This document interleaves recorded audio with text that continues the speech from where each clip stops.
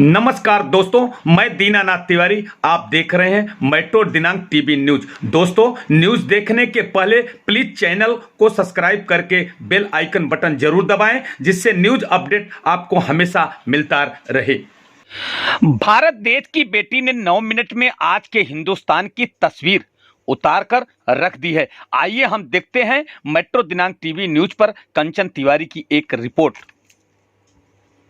4 बोतल वोट का काम मेरा रोज का ने भारत का भविष्य तबाह कर रखा है। हम ना एक ऐसे समाज में जीते हैं जहां लड़कों से बात करता देख जो भाई हड़काते हैं, लड़कों से बात करता देख जो भाई हड़काते हैं, वही भाई अपनी गर्लफ्रेंड के किस्से घर में हंस हंस कर सुनाते हैं। और मैं बता दूं, महिला सुरक्षा के मामले में हम आज भी चौथे नंबर पर आते हैं। हम ना एक ऐसे समाज में जीते हैं जहां पत्थर की मूरत को लगते हैं 56 भोग और भूखे नंगे तड़पते सो जाते हैं लोग, भूखे नंगे तड़पते सो जाते हैं लोग। मजदूर को मजदूर समझिए, मजबूर नहीं। गरीब को काम दीजिए, दान नहीं। और अगर दान देने के इच्छुक हैं तो जीते जी रक्तदान दीजिए और मरने के बाद अंग दान देकर किसी मरते हुए को जीवन दान दीजिए। यही सच्ची देशभक्ति और यही सच्चा राष्ट्र प्रेम है। ना सरकार मेरी है ना रब मेरा है, ना सरकार मेरी है ना रब मेरा है, और ना ही ये बड़ा सा नाम मेरा है। बस इतनी सी बात का गुरूर है मुझे कि मैं भारत की हूं और ये भारत मेरा है और ये भारत मेरा है। परंतु एक वैचारिक बीमारी हमारे समाज में मुझे नजर आती है। कहा जाता है हम दुनिया के सबसे बड़े लोकतंत्र हैं, जहां हिंदू पैदा होते हैं, मुस्लिम, सिख और ईसाई भी पैदा होते हैं, लेकिन बदकिस्मती है अब इंसान पैदा नहीं होते। और मेरे विचारों में ना हिंदू की जरूरत है ना मुसलमान की जरूरत है। राष्ट्र निर्माण के लिए केवल अच्छे इंसान की जरूरत है, केवल अच्छे इंसान की जरूरत है। जरा सोच कर देखिए, ये पेड़ पौधे और शाखाएं भी परेशान हो जाएं अगर परिंदे भी हिंदू और मुसलमान हो जाएं। एक शैक्षणिक बीमारी भी हमारे समाज में मुझे नजर आती है। और बड़े ही आश्चर्य की बात है, जिस देश ने पूरी दुनिया को तक्षशिला और नालंदा देकर के विश्वविद्यालय शिक्षा की बुनियाद रखी, आज विश्व के 100 सर्वश्रेष्ठ विश्वविद्यालयों में हमारा एक भी विश्वविद्यालय खड़ा नहीं हो पाता। जहां एक और हमारे पास IIT, IIM और NIT जैसे शिक्षण संस्थान हैं, तो वहीं दूसरी ओर इस देश के गरीबों को बेरोजगारी की जमात में खड़ा करने के लिए उनके हाथ में सर्व शिक्षा अभियान का झुंझुना पकड़ा दिया जाता है। और मैं बता दूं, इस शैक्षणिक बीमारी का केवल एक कारण वो ये कि हमारे देश की शिक्षा नीति केवल 2 तरह के लोगों के लिए बनती है। पहले वो जो विद्वान हैं और दूसरे वो जो धनवान हैं।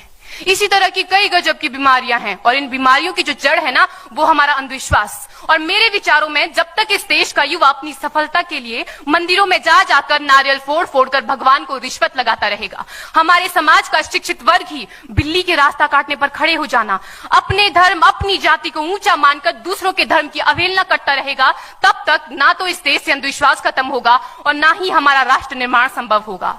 हमारी संस्कृति, हमारी सभ्यता को दुनिया ने शीश नवाया है, तो क्यों आस्था के नाम पर हमने अंधविश्वास फैलाया है? मेरे विचारों में हमारा राष्ट्र निर्माण तब संभव होगा जब इस देश में महिलाओं की पूजा नहीं, उनकी इज्जत की जाएगी। राष्ट्र निर्माण तब संभव होगा जब हम जातिगत आरक्षण नहीं बल्कि सामाजिक सशक्तिकरण पर बात करेंगे। राष्ट्र निर्माण तब संभव होगा जब स्वच्छता अभियान में केवल सरकार नहीं बल्कि सड़क पर चलने वाला हर एक नागरिक हाथ बंटाएगा, स्वच्छ भारत स्वस्थ भारत को दिल से अपनाएगा। असल मायने में हमारा राष्ट्र निर्माण तब संभव होगा जब एक गरीब बच्चा मध्याह्न भोजन के नहीं बल्कि ज्ञान अर्जन के लिए सरकारी स्कूल की चौखट पर कदम रखेगा। और हमारा राष्ट्र निर्माण तब तक संभव नहीं होगा जब तक एक नागरिक नैतिक रूप से सटीन, चारित्रिक रूप से भ्रष्ट, मानसिक रूप से दिवालिया, धार्मिक रूप से अंधा, राजनीतिक रूप से गंदा, स्वैच्छिक मान मूल्यों के आंकड़ों में जिन्न शिन्न पैपंदमयी अखंड भारत को खंड खंड करता रहेगा। तब तक हमारा राष्ट्र निर्माण संभव नहीं होगा। बड़ी बड़ी बातें नहीं, छोटी छोटी कोशिशें करनी होगी, क्योंकि ठोकर हमें पहाड़ से नहीं पत्थरों से लगा करती है। I being an Indian, I being a student, I being a symbol daughter of this motherland feel proud to be an Indian। और मैं सैल्यूट करना चाहूंगी सरहद पर दिन रात हमारी रक्षा के लिए खड़े हर उस जवान को, इस देश की पुलिस, प्रशासन और किसान को, और इस देश के हर उस व्यक्ति को जो अपना काम पूरी ईमानदारी, पूरी मेहनत और पूरी लगन से करते हैं, जिनके बिना राष्ट्र निर्माण की कल्पना करना भी असंभव सा लगता है। और आज इस मंच पर पूरी जिम्मेदारी के साथ मैं भारत की बेटी ये कहती हूं कि हमारा राष्ट्र निर्माण तब संभव होगा जब हम सभी, मैं, आप, हम सब मिलकर प्रयास करेंगे कहेंगे, क्योंकि हमारे देश की जिम्मेदारी नहीं है हमें आगे ले जाने की। हमारी जिम्मेदारी है अपने देश को आगे ले जाने की, अपने राष्ट्र को आगे ले जाने की, अपने वतन को आगे ले जाने की। शाली है कि हमने स्वतंत्र भारत में जन्म लिया। यूं तो आजादी की लौ 1857 में ही जल चुकी थी, जो वर्षाल बनकर 1947 में हमारे देश को आजाद कराई। प्राचीन, मध्यकालीन और वर्तमान भारत के उदाहरणों से स्पष्ट करना चाहूंगी कि जब हम फिरंगियों के फेरे में फंस गए थे तो रंग दे बसंती चोला की एक आवाज पर टोलों के टोले उमड़ आते थे और उनके वंदे मातरम के नारों से खून में आने वाला 5-5 डिग्री का तूफान अंग्रेजी शासकों की जड़ों में तूफान ला देता था। लोग मर जाते थे, मिट जाते थे, फांसी चढ़ जाते थे, तो वो भी अपनी देशभक्ति साबित कर रहे होते थे, क्योंकि ये उस दौर की देशभक्ति की कसौटी थी। उसके बाद 62, 65 और 71 के युद्धों में अपना सुहाग गवा देने वाली औरत, जब घर के हालात ये हो जाया करते थे कि प्यार भी भरपूर गया, मांग का सिंदूर गया, नन्हे नौनिहालों की लंगोटियां चली गई, छोटी छोटी बेटियों की चोटियां चली गई, बाप की कमाई गई, भाई की पढ़ाई गई, ऐसा एक विस्फोट हुआ पता ही चला नहीं, पूरे जिस्म की ही कई बोटियां चली गई। और आपके लिए तो एक आदमी मरा है साहब, किंतु मेरे घर की तो बावजूद भी एक माँ अपने बेटे को सरहद पर दुश्मनों की धज्जियां उड़ाने के लिए भेज देती थी और उसे पत्र लिखाकर ये भेजा करती थी कि अम्मा ने खत लिखा है बड़े ही चाव से, पुत्र मेरे ना घबरा जाना, 1 इंच भी पीछे ना हटना, चाहे इंच इंच कट जाना, चाहे इंच इंच कट जाना। इस तरह पूरा परिवार अपनी देशभक्ति साबित कर रहा होता था। तब देश बलिदान मांगता था, तब देश लड़ जाने को कहता था, तब देश मर जाने को, मिट जाने को, फांसी चढ़ जाने को कहता था। किंतु आज देश लड़ जाने को नहीं कहता, आज देश मर जाने को, मिट जाने को, फांसी चढ़ जाने को नहीं कहता, बल्कि मेरे विचारों में यदि कोई व्यक्ति अपना काम पूरी ईमानदारी, पूरी मेहनत और पूरी लगन से करे ना, तो वही सबसे बड़ा देशभक्त है। मैं नहीं मानती कि फेसबुक और व्हाट्सएप की डीपी को 3 रंग में रंगना ही देशभक्ति है। और यदि आप कहेंगे कि साल में 2 बार हाथ में तिरंगा ले लेना देशभक्ति है, तो मैं पूछना चाहूंगी कि फुटपाथ में रहने वाला वो बच्चा ट्रैफिक की छांव में नंगे पांव में जब तिरंगा बेच रहा होता है, तो क्या इसे आप उसकी देशभक्ति कहेंगे?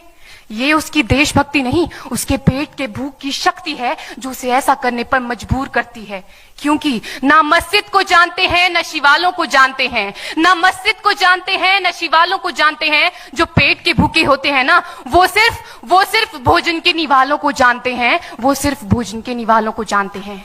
अपने परिवार, अपने समाज, अपने देश के लिए समर्पण का भाव है देशभक्ति। और हर देशद्रोही के जीवन में आने वाला तूफान है हमारी सच्ची देशभक्ति, ताकि हर देशद्रोही ये समझ सके कि अगर तू परिंदा है तो ये आसमान तेरा है, अगर तू दरिंदा है तो ये शमशान तेरा है, भाईचारे से रहना है तो रह इस जमीन पर, वरना ये कब्र भी तेरी है और यही कब्रिस्तान तेरा है और यही कब्रिस्तान तेरा है। लेकिन एक देशद्रोही से ज्यादा देशभक्ति तब आहत होती है जब एक बेटा अपने बूढ़े माँ बाप को वृद्धाश्रम की चौखट पर छोड़ आता है। कर उठती है वो देशभक्ति जब मुसीबत में फंसे लोगों की जान बचाने से ज्यादा हम सेल्फी लेकर अपने लाइक बढ़ाने में लगे रहते हैं। आज के इस दौर में वो युवा जिनके ऊपर जिम्मेदारी थी अपने देश, अपने समाज, अपने राष्ट्र की आशाओं को बांधे रखने, क्या हिंदुस्तान महान था, महान है, महान रहेगा। मेरा हिंदुस्तान महान था, महान है, महान रहेगा। होगा हौसला सबके दिलों में बुलंद तो एक दिन पाकिस्तान भी जय हिंद कहेगा। पाकिस्तान ही क्यों, सारा जहान जय हिंद कहेगा, क्योंकि सारे जहां से अच्छा हिंदुस्तान हमारा, सारे जहां से अच्छा हिंदुस्तान हमारा। हम बुलबुलें हैं इसकी, ये गुलिस्तान हमारा, ये गुलिस्तान हमारा। जय हिंद, वंदे मातरम।